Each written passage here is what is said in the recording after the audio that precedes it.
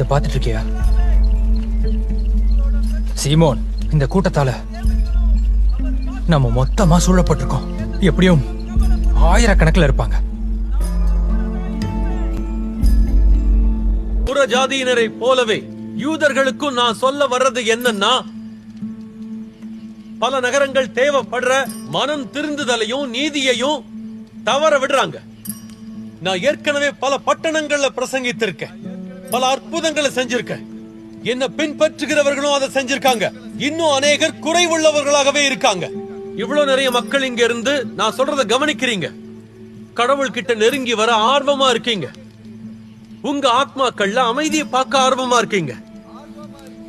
அப்படி செய்யும் போது தாழ்மையுடன் இருக்க மறுக்கும் பெரும்பாலான மத தலைவர்களை விட உங்களுக்கு தான் அதிக ஞானம் இருக்கு.